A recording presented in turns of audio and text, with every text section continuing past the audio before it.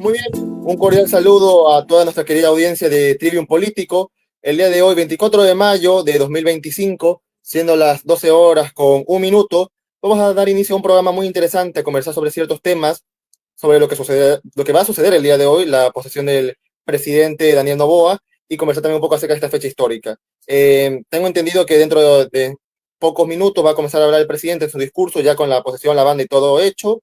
Así que si desde producción nos pueden ir ayudando en breve con el discurso para poder escucharlo, para que ustedes también lo escuchen y conversar un poco acerca de las palabras y el discurso del presidente, por favor. Y claro, obviamente no podemos omitir a nuestro gran invitado, el doctor Jorge Miranda, un reconocido periodista y vicepresidente de la Confederación Nacional de Periodistas del Ecuador. Y además una larga trayectoria también académica en cuanto a la educación. Doctor, ¿cómo está? Muchísimo gusto con usted. Encantadísimo de conspirar con ustedes para intentar abrir, iluminar un poco este oscuro mundo de la actualidad. Gracias.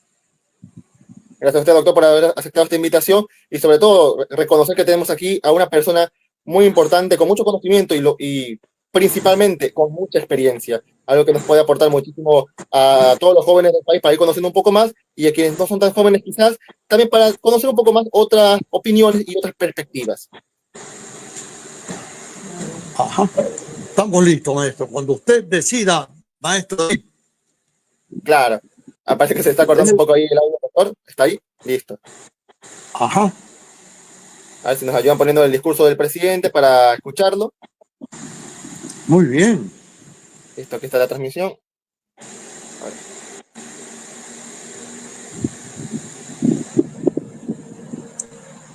Es un día histórico, ¿no? 24 de mayo. Claro, un día bastante histórico por lo que fue la batalla de Pichincha.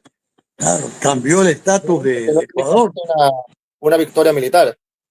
Sí, tremendo, ¿no? Claro. Todo Guayaquil ya era independiente desde 1820. Y de Guayaquil Claro. partieron las tropas que luego liberaron Quito. Y ya cambió el estatus de Ecuador y de Guayaquil. Ok. Doctor, me informan desde producción que lamentablemente debido a unos problemas técnicos no se va a poder compartir el discurso del presidente o la transmisión ahora mismo, pero bueno, no pasa nada porque aquí estamos para poder conversar acerca de la situación del país y como usted bien mencionaba, este evento tan histórico, tan importante que es el 24 de mayo, un acontecimiento que no es únicamente, no representa solo una victoria desde lo militar cuando ocurrió, sino también una declaración de libertad, una declaración de derecho, de justicia, que ha impactado lógicamente en la historia del ecuatoriano. ¿Cómo lo ve usted, doctor? ¿Qué opina acerca de este acontecimiento? Bueno, hay una polémica extraordinaria porque dicen algunos pensadores que la historia la escriben los recaderos de los que han vencido. Y entonces hay diferentes versiones. Por ejemplo, claro, usted y otros pensadores plantean que empezó la etapa de libertad. En cambio, salían pancartas reclamando en esa misma época que ahora hay que libertarse de los libertadores, porque los libertadores casi sin excepción, incluido Bolívar, tenían esclavos, ¿no? Y esto es una cosa muy dura. El país pasó a ser entonces dominado por una oligarquía criolla que ha manejado el país de tal manera que muchos años después, por ejemplo, Humboldt, alemán, científico reconocido mundialmente y que estuvo en Quito, en Guayaquil, en Cuenca y sobre todo en Galápagos, decía, Ecuador es un país muy especial. Dice, les encanta dormir al pie de los volcanes en erupción. Se alegran con música triste. Eso decía Humboldt de Ecuador. Y desgraciadamente, dice, son mendigos sentados en un banco de oro. Eso decía ese hombre. De tal manera que esa fecha histórica, de todas maneras, es una fecha muy polémica, porque sostienen otros que incluso partiendo de Guayaquil, los ejércitos libertadores después la anexaron sin consultar con nadie a la Gran Colombia, o lo mismo Quito. Pero bueno, no quiero abrir polémica, sino que uno comete el delito de leer y de pensar y a veces intentar parir pensamientos medio raros. Disculpe si le daño el programa, David. Usted es un mentor no solamente de este programa, sino de Universidad del Aire, que emite en televisión todos los lunes. Muchas gracias, disculpe. Claro que sí, doctor, y no se preocupe porque de todas maneras estos espacios son para poder conversar, para poder emitir los criterios y justamente hablando acerca del criterio, quiero acotar a algo que usted mencionó y es que es importante que, claro, esta es una fecha histórica, sí, y no sucede no únicamente en aquel entonces, sino también en la actualidad. Cualquier cambio que viene quizás es un poco complicado para las personas que están viviendo una realidad y sucede un evento, un hecho, y de pronto lo cambia todo y nosotros tenemos que adaptarnos, tenemos que ver, por ejemplo, en este caso, la batalla de Pichincha trajo un cambio significativo al país y ya trasladando para hablar un poco más acerca de la actualidad, incluso hace unos 5 años hablamos acerca de la pandemia, por ejemplo, cambió la manera de poder comunicarse incluso. Ahora mismo tenemos la facilidad de la tecnología, poder estar conectados a la distancia, poder conversar de esta manera, y es algo que quizás al inicio era un poco incómodo, un poco difícil para muchas personas que seguían insistiendo quizás en manejarlo de la manera tradicional, que no es que no funcione, funciona perfectamente, pero siempre hay nuevas oportunidades, siempre hay nuevas cosas, y ahí tenemos que adaptarnos a estos tiempos. Y también, conversando un poco acerca ya de los tiempos, estimado doctor, quisiera consultarle a usted en el rol que también que nos compete a ambos sobre el periodismo. ¿Cuál cree usted que sea el rol del periodista ahora mismo con este nuevo gobierno? Es una situación muy peliaguda, un país que siempre fue dividido. Tal es así que incluso, no quiero alargarme, pero es necesario un marco referencial. No es que, porque algunos sostienen que casi no hay periodismo sino petardismo. Que desgraciadamente la gente, como son programas autónomos algunos, tienen que o buscar publicidades de empresas grandes o cuando son empleados de la radio, televisión o la llamada prensa escrita, tienen que repetir lo que los dueños plantean. Y como los dueños realmente tienen intereses creados, entonces es una situación muy especial la del periodista. Decía por eso, por ejemplo, Montalvo, mi pluma no es cuchara, porque era suelto, era un tipo suelto, no estaba pegado a los medios.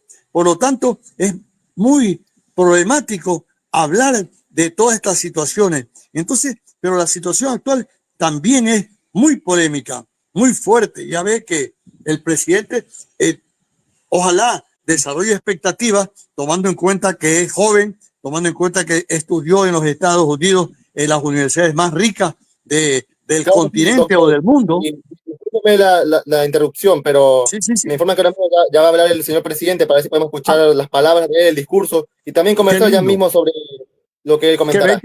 qué bello, maestro, qué lindo, qué lindo. Muy bien. Y justamente en pertenencia a esta ciudadanía, al doctor Jorge Miranda, periodista y vicepresidente de la Confederación Nacional de Periodistas del Ecuador, quisiera preguntarle a usted qué le ha parecido el discurso del señor presidente hasta ahora, lo que ha comentado, sobre todo el énfasis que le ha dado hacia la necesidad que tenemos como país de seguir hacia adelante, de hacer reformas necesarias. ¿Cómo lo ve usted, doctor? Interesante el discurso del actual presidente. Ahora él plantea con claridad lo que aspira. Ahora lo que anhela nuestro pueblo es saber cómo lo va a realizar. En otros documentos que yo he visto de otros presidentes de nuestro continente y de otras latitudes, plantean la forma en que van a ejecutar esas cosas, ya que él estuvo en el gobierno también durante 2 años y poco pudo concretar. Esperamos que ahora, con el equipo que tiene, en el cual tengo entendido que se integra uno de los pocos conocedores realmente de cómo sostener la economía, que es Leonardo Escobar Bravo, entonces es posible que entonces ya el cómo lograr que esos sueños se vayan transformando en realidad, se cristalicen. Entonces, porque yo veo que además de cualquier discurso, un país sin economía, sin agricultura, por más que diga uno de boca que va a combatir la corrupción y que va a sacar la patria del subdesarrollo de siglos, no es de ahora, digamos, sin desarrollar realmente el elemento fundamental, el elemento agropecuario, el turismo, es muy difícil.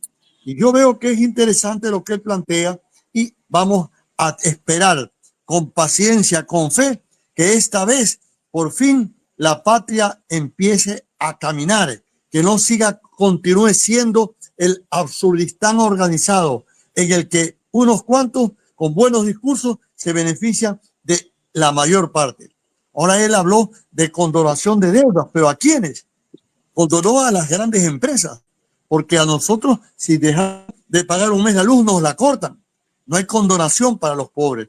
Pero vamos a ver si en las nuevas realizaciones se puede realmente conseguir que realmente funcione en la agricultura, que no haya tanto extractivismo, porque para sacar un kilo de oro destruyen montañas y contaminan, lo mismo con petróleo. Entonces estoy seguro de que él, con ese equipo que tiene de Escobar, de Carlos Julio Manuel, que es uno de los pensadores economistas brillantísimos de este país, silenciado completamente, es posible que entonces empiece a enrumbar por fin la economía ecuatoriana. Economía que, aunque demos discurso, ya hace pocos años una misión económica japonesa, cuando le dijeron que venga a invertir en Ecuador, que es un paraíso, se quedó como un año sin que reciba plata del gobierno, sino pagado por el gobierno de Japón. Esa misión económica japonesa en Quito, Guayaquil, Puerto Viejo, Cuenca, y al final declaró por escrito, documento que ha circulado en todo el mundo, menos en Ecuador. Dice, es un país que tiene un Estado, un aparato estatal demasiado gigantesco para un país pequeño. Imagínense un ser con una cabeza grandota y que no tiene mucho cuerpo ni muchas piernas. Eso plantea con misión económica japonesa.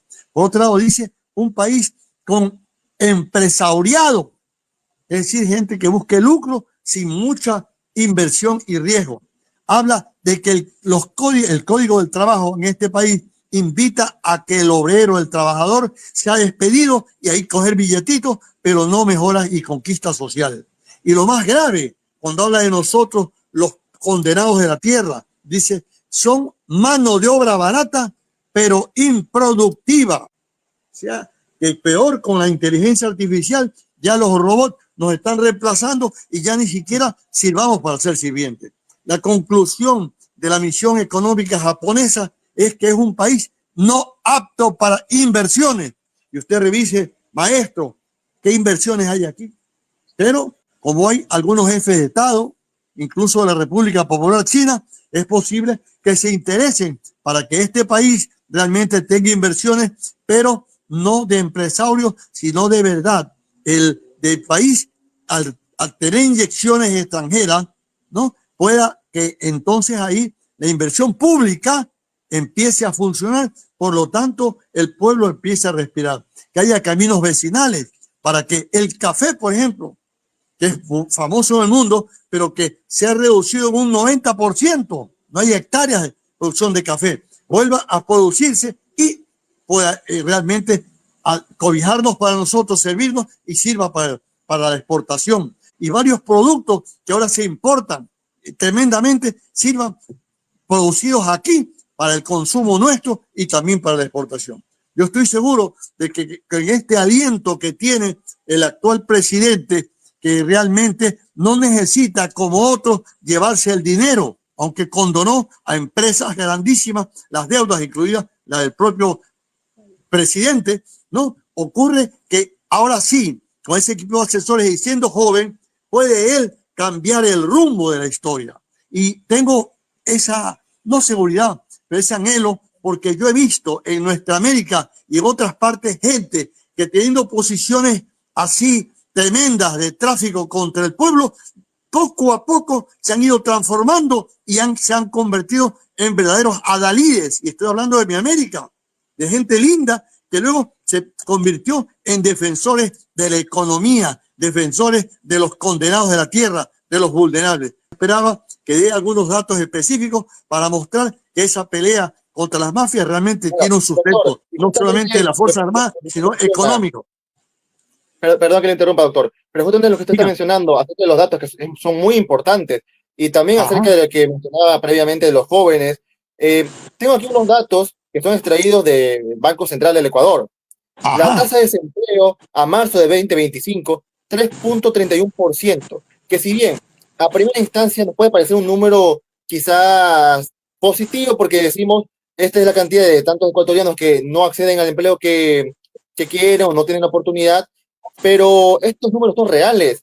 ¿O qué impacto tiene realmente? Porque nosotros salimos a las calles y vemos la informalidad y el subempleo en el trabajo. Yo salgo a la calle, voy a la universidad, a la facultad, a mi trabajo, y veo a personas con los empleos trabajando de manera informal, y no uno, no dos, los encontramos, mejor dicho, por montones. Entonces, ¿realmente estos números corresponden a una realidad o son simplemente algo que intenta ocultar, digamos, lo que sucede en las calles? Y también, creo que es importante cuestionarnos si esto realmente implica una mejora en la calidad de empleo del país, porque claro, estamos hablando acerca justamente de, como mencionaba también, de, del empleo que se da, de la calidad que hay, pero tenemos que preguntarnos eso, si realmente estaban los trabajos de calidad, si no son trabajos mal pagados, con pocas horas, o también el tema de la empresa privada, que la empresa privada justamente se ha visto beneficiada en cierta parte por las reformas, y aquí también hablando acerca de las reformas que menciona el presidente. ¿Qué reformas tendría que hacerse en la economía para que Ecuador pueda de a poquito salir adelante? Y también tenemos que entender, doctor, creo que esto es muy importante, que, claro, el presidente tuvo un periodo que podemos denominarlo periodo de prueba, 2 años de trabajo, y ahora ya tiene un periodo completo, 4 años. Lógicamente, no es viable pensar que la situación va a cambiar de un día para otro. Es un proceso largo que va a llevar ciertas situaciones que podrán ser mal vistas o bien vistas al principio por unos u otros, pero tendrán que darse. Entonces, quisiera preguntarle a usted, doctor, ¿qué opina acerca de esto? Sí, fabulosos los datos que usted planteaba, ¿eh? Oiga, ¿y usted cree que ese dato que tengamos menos del 4% de desempleo realmente es cierto? O sea, tremendo. Entonces estamos a nivel de Suecia, a nivel de Estados Unidos. Ese dato es falso completamente. Y además usted ve en la calle, salimos y vendedores de agua pobrecitos de 80 años, de 60 años, ahí indefensos, niños menores de edad, vendiendo ¿a quién? Esa agua embotellada.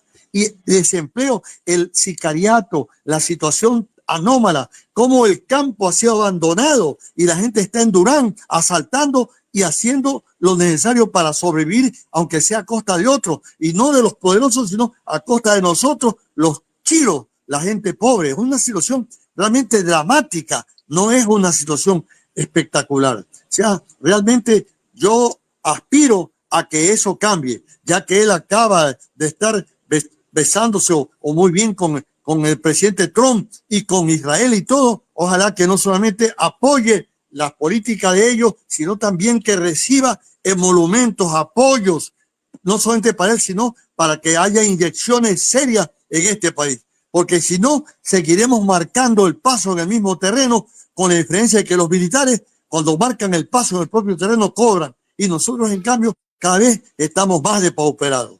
Muchísimas gracias, porque me permite decir parte de lo que pienso. Pero usted es un hombre frontal, un hombre serio, estudioso, verdadero periodista, que no solamente aquí, sino en la Universidad del Aire, está abriendo luces para este pueblo nuestro desventurado. Muchas gracias, doctor. Realmente significa mucho para mí sus palabras. Y créame que para mí es un gusto enorme poder conversar con usted, con una persona que conoce tanto y tiene tanta experiencia acerca de la vida en sí, de las situaciones del país. Y también tenemos aquí una pequeña encuesta que se realizó a nuestra audiencia acerca de las expectativas que tienen las personas. Porque, claro, ahora el señor presidente, que ya tiene los 4 años de largo, hay una serie de situaciones que hay que revisar: economía, seguridad, empleo, educación. Pero justamente aquí está. ¿Cuál debería ser el orden de prioridades que él tiene que tener de primera mano? Y las personas nos están comentando de que tienen mayor expectativas sobre el tema de la seguridad. Y como usted bien mencionó, hay otro dato que es realmente escalofriante, y lo digo así de frente, y es que durante el primer cuatrimestre del año, Ecuador ha registrado un aumento del 58.22%, siendo un total de 3.087 muertes en casos de homicidio.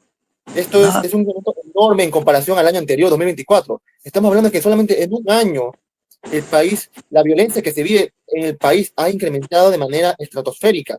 ¿Cómo realmente se puede combatir a la delincuencia? Porque ya hemos hablado anteriormente, o mejor dicho, se ha visto en el propio el país, desde el gobierno, la decisión de mandar a los militares, de mostrar siempre el apoyo, porque el señor presidente siempre ha mostrado apoyo a las Fuerzas Armadas, tanto a los militares, a los policías, a las leyes del orden, pero ¿cómo verdaderamente se puede combatir la delincuencia más allá de frontalmente, en este caso, de una manera un poco más agresiva? Ya hablemos también un poco en el tema, hasta inclusive la parte económica, las regulaciones que tienen que existir sobre los impuestos, sobre las empresas privadas, perdón, las empresas públicas que son de Estado, no hay tantas situaciones, y hablando también acerca un poco de crecimiento económico. Se proyecta un crecimiento del 2,8% para este año tras el 2% del año anterior. Y aquí nos tenemos que preguntar cuáles serían los verdaderos retos que va a enfrentar el presidente a la hora de querer liderar el país, también considerando la deuda pública que mantenemos. Impresionante el dato y las encuestas que aparecen ahí poco a poco. Yo veo que la única forma realmente de que se combata ese grado de inseguridad y de corrupción no es adulando a las Fuerzas Armadas. Ya ve cuánto hay narcos generales que incluso hasta Estados Unidos se niega a darles visa. Y sin embargo aquí los ascienden y no ha pasado nada con ellos. Lo mismo pasa con la policía. La forma para cualquier ciudadano que piense es fomentar la economía, la agricultura, el agro y el agropecuario, que es lo que sostiene hasta ahora la olla. ¿Cómo es posible que incluso uno de los productos que más se consume sea el refresco, esas aguas podridas, sucias, pero no se apoye realmente la producción de productos básicos que alimenten al pueblo ecuatoriano? Que la quinoa no exista y que sea tan costoso porque el campesino ya no está y el poco tomate, el arroz que llega tiene que venir y comprado por intermediarios, de tal manera que es costosísimo vivir en este país. Es uno de los países más costosos de nuestra América, siendo tan pobre. Un país que es rico, pero que ha sido empobrecido, y yo le veo como salida es la agricultura. Impresión, agricultura. Y si pueden industria, muy bien, pero veamos industria. Al crear industria, también hay que importar productos costosísimos, tremendos. Yo creo que hay que trabajar muy bien con Carlos Julio Manuel, con Leonardo Escobar, con tantas personalidades tremendas que están ahí silenciadas, que aplauden a los gobernantes, pero que los gobernantes también les agradecen, pero no les hacen caso. Es la única manera. El resto, por más que apoye la represión, las Fuerzas Armadas, este país seguirá como está, cada vez peor, cada vez en situación muy dura. Doctor, y por ejemplo, usted bien mencionó anteriormente, y esto es una realidad, Ecuador es un país agrícola. Nosotros Claro, sostenemos nuestra economía principalmente en base a la agricultura, lo que exportamos. Y aquí claro. es importante cuestionarle al señor presidente, o mejor dicho, cuestionarnos a nosotros y preguntarnos qué estrategia se debe realizar desde el gobierno para que esta situación agrícola vaya progresando, para que vaya en ascenso. Y también, aquí, porque siempre es importante hablar con los datos, la deuda pública del Ecuador alcanzó aproximadamente 77.000 millones de dólares. Estamos Ay, hablando ay, de ay. un 0,04% del Producto Interno Bruto. Es una deuda enorme que nosotros mantenemos. ¿Cómo podemos trabajar en la infraestructura interna, en buscar, impulsar nuestra economía, mejorar y sobre todo crecer en agricultura y en muchas otras aristas cuando tenemos esta deuda tan grande? ¿Cómo podemos mejorar la infraestructura en el ámbito de la salud, de la educación, aumentar los presupuestos cuando estamos hablando de que tenemos una deuda gigantesca? ¿De qué manera se tiene que gestionar aquí el recurso? Y ya estamos hablando de ya una situación de que el propio señor presidente tiene que sentarse a analizar desde su plan de gobierno, el plan de trabajo que siempre ha prometido mejoras en la educación, evitar el tema de la deserción escolar. Y ahora, ¿cómo se va a hacer realmente? Usted también mencionó anteriormente de que es muy bonito escuchar, vamos a hacer esto, vamos a hacer aquello, pero claro, a la ciudadanía, al pueblo ecuatoriano, lo que nos interesa conocer realmente no es el qué, sino el cómo. Claro, maravilloso lo que usted plantea. Me hace recordar que precisamente casi todos los días el doctor Carlos Julio Manuel, que fue ministro de Economía, que fue gerente del Banco Central, que incluso dejó de ser alto funcionario del Fondo Monetario Internacional para volver al país. Él plantea hasta ahora que con respecto a la deuda externa, respetando la deuda, que también hay que hacer auditoría, porque ha habido y hay corrupción con respecto a la deuda, porque muchos son incluso ecuatorianos que son acreedores del gobierno, que son acreedores de este país. Pero respetando todo eso, dice que hay que negociar para, por el momento, no pagar la deuda externa, parar un poquito eso, que nos come, se lleva mucho más de la mitad del presupuesto. Entonces, por un lado, eso plantea Carlos Julio Manuel. Por otro lado, plantea Leonardo Escobar y una minoría lúcida de pensadores silenciados o no escuchados por este país, que hay que hacer un censo agropecuario que no se hace desde el año 2000, hace más de 25 años, que hay que estudiar con equipos de pensadores ecuatorianos que han sido formados en el extranjero y que sean reconocidos mundialmente, hacer consejos de estudio de la economía y sobre todo de la agricultura, que es la que nos da de comer, que es la que nos sostiene hasta ahora, porque nosotros tenemos que, seguramente, algunos desayunar, almorzar, cenar, y es con alimentos realmente que producen del campo agropecuario, de la agricultura, de los animales y todo. Entonces, ver qué pasa ahí para que no tengamos que importar tantas cosas y que este país se pare. En síntesis, para no marearlo, que no siga hablando yo como un terremoto con derrumbe. Por un lado, revisar bien la deuda externa. Si no nos atrevemos a denunciar a los que han robado, muy bien, pero llegar a acuerdos con ellos y con sus jefes para una pequeña moratoria de 1 año, 2 años, para ver con el poco presupuesto que nos queda, realmente invertir en el campo, no solamente en las Fuerzas Armadas para que repriman, sino cuando uno trabaja ya no roba, cuando uno tiene empleo, tiene un poquito de alimento, ya no es necesario. A mí me decían algunos amigos, yo más miedo le tengo al militar, al policía, que al delincuente, porque el delincuente de alguna manera es chiro, es choro, es chino, es cholo y tiene un humanismo, pero el otro le disciplina para que mate, aunque sea a su perro y a quien sea. Perdóneme, Doctor, pero discúlpeme, y como dicen los colombianos, pero así veo yo. no se preocupe porque aquí estamos para emitir criterios todo de manera completamente objetiva y conversar principalmente, estamos en un conversatorio y es importante establecer aquí el diálogo. Y usted mencionaba acerca de la presencia de los militares y también el apoyo que el presidente siempre ha insistido, siempre lo ha reafirmado, su apoyo hacia las Fuerzas Armadas.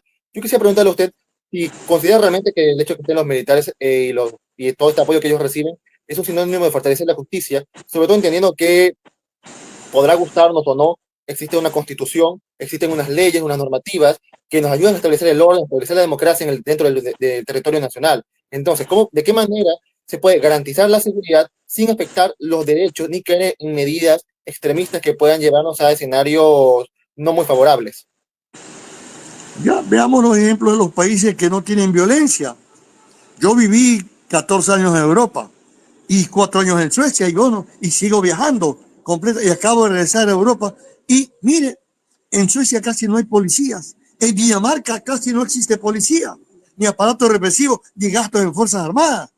Y eso que tienen rey, pero es otro mundo, porque todo el mundo tiene trabajo, trabajan inteligentemente, no solamente con inteligencia artificial, incluso países como Suiza exportan, incluso países europeos exportan agricultura, no solamente industria, ¿no? Es impresionante eso. Cuando hay trabajo, esa es la mejor seguridad social. No solamente aparatos represivos, que con el nivel de corrupción que hay y de ignorancia en este país, lo que hacen es reprimir, siguiendo órdenes de los amos de turno y reprimiendo a la gente que de alguna manera reclama algo.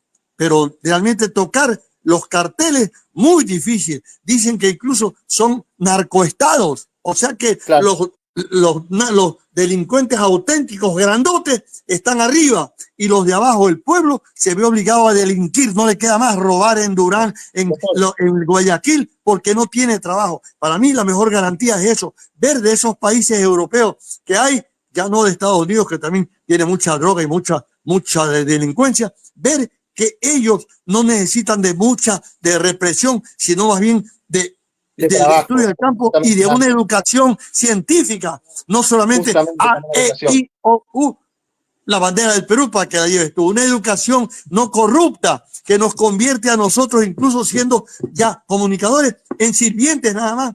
No nos enseñan a lavar, a pensar, a cocinar, valores, a ser auténticos, a defendernos nosotros siendo independientes, responsables. No nos enseñan a pensar, sino a obedecer, a pseudodisciplina a la autoridad. Entonces, la educación, el presupuesto de educación debe ser revisado completamente para que el maestro sea un maestro, no con sueldos miserables y que enseñen basura, el pseudo amor a la patria y no al papá, ni a la mamá, ni al hermano, ni a la familia, ni al vecino, ni al amigo. El pseudo amor a un pocotón de valores hipócritas, una disciplina que es hipócrita, que nos enseña a obedecer. Cuando un muchacho alguna vez cuestiona al profesor, reclama, lo expulsan, lo maltratan y todo. Entonces no enseña el criterio de pensar con cabeza propia.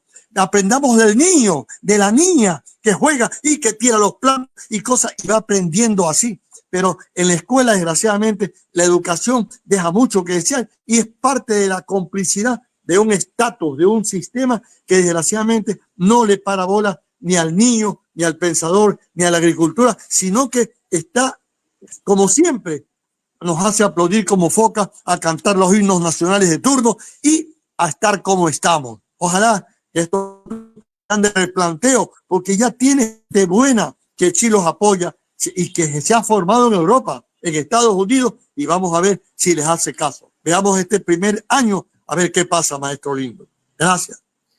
Claro, doctor. Y creo que hay algo muy importante que usted ha mencionado y es acerca de fomentar el empleo. Incluso también dentro, ya no solo del plan de gobierno para estos 4 años que tiene el presidente, sino inclusive desde antes todo el tema de la campaña y de las elecciones, ya estaban el programa Jóvenes en Acción, donde se busca fomentar que los jóvenes puedan participar dentro de, en este caso, la economía, contribuir a qué, a trabajar. Que usted mencionó, y esto es muy importante, el trabajo, la educación es clave para el desarrollo de un país.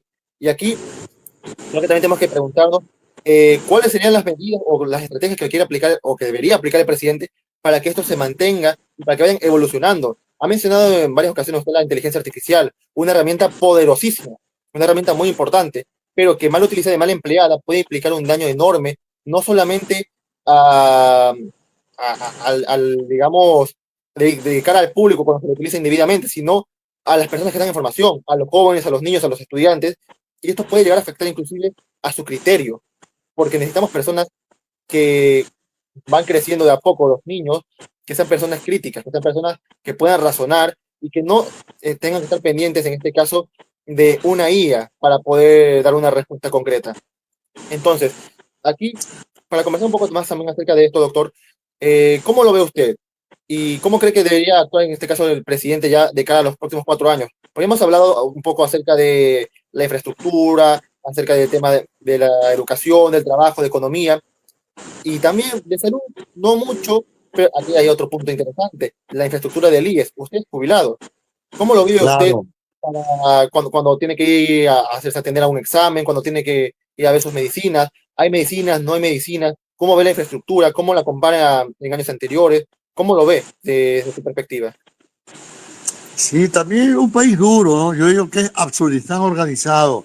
Realmente no hay medicina, ni para el activo ni para el jubilado. Es durísimo, tremendo. Y es que todos los gobiernos de turno, sin excepción, meten la mano en el IES, el IES debe ser sagrado porque es la plata nuestra de los trabajadores.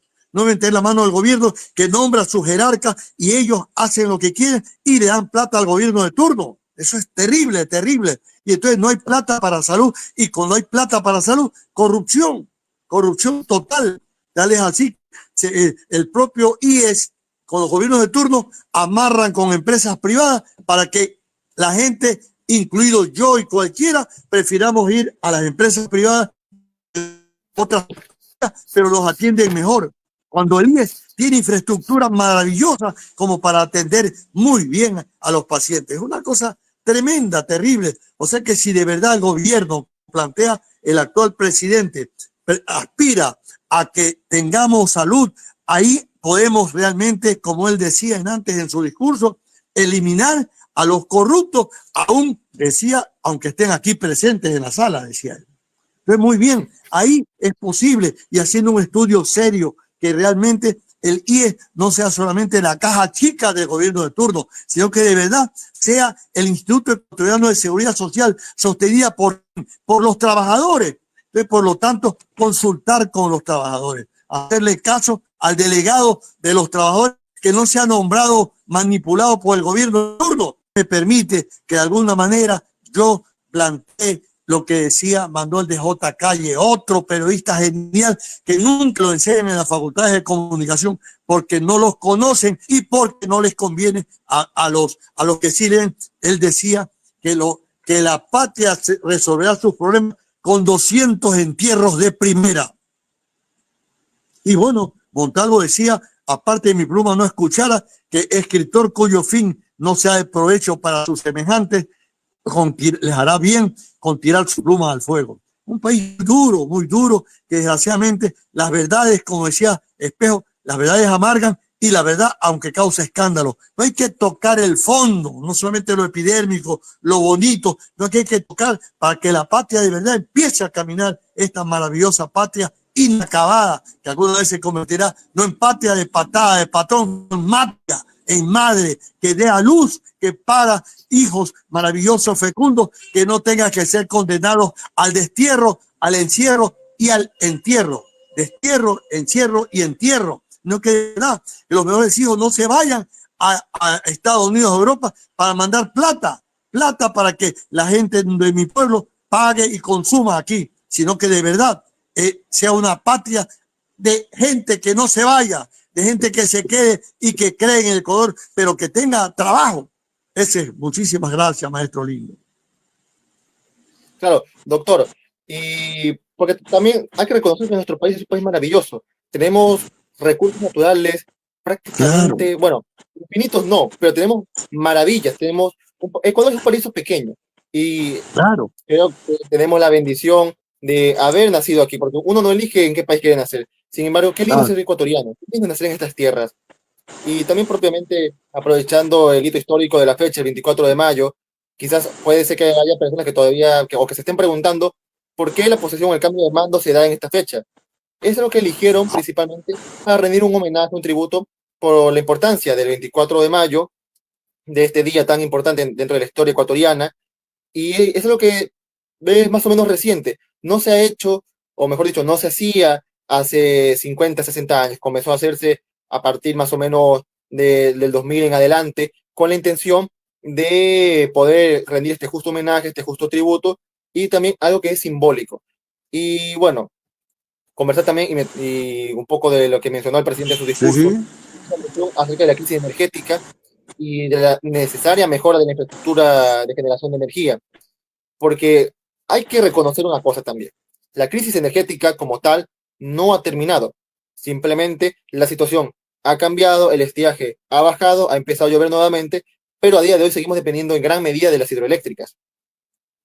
Entonces nosotros, lógicamente, no queremos volver a vivir la situación que vimos hace un año de estar hasta 14 horas sin luz, sin energía, y las razones son varias.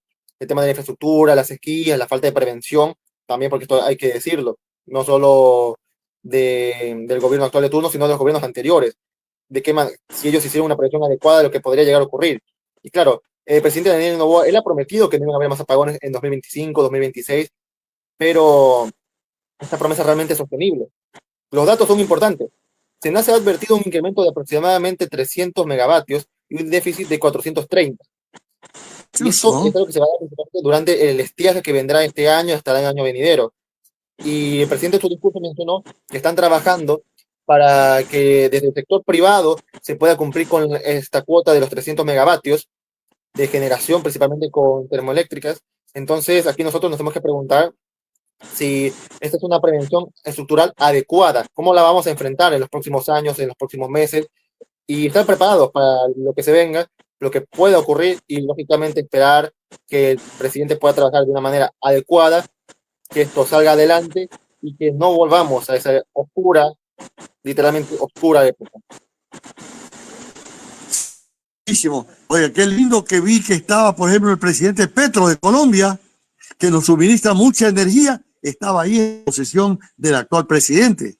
Lo que me parece maravilloso, quiere decir que por lo menos cuando haya crisis energética, tenemos por lo menos ese apoyo de Colombia. Pero lo real, como usted dice hace un momento, este pequeño paraíso que es Ecuador, aprovechar esos recursos naturales que Dios, que nos dio esa maravilla, nos permita disfrutar, aprovechar con paneles solares, con los ríos maravillosos para que no se inunden y luego hay sequía. Tengo que realmente aprovechar con pensadores de aquí y de otros países hermanos para que nosotros podamos no tener, sino más bien hasta exportar energía, como un tiempo logramos hacer.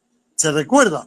Entonces, yo creo que Claro, sí, si hay una verdadera planificación, que nuestro pueblo tenga salud, desarrolle afecto, que tenga una economía sana, no de consumidores de lujo. Siendo pobres tienen tanto celular BlackBerry y tantas cosas súper modernas que no les sirven para nada. Mientras más tenemos esos lujos, nos comunicamos con otros y nos incomunicamos con nosotros mismos. O sea, ojalá que realmente equipo de planificadores ahora que el hombre nuevamente se lo elige presidente,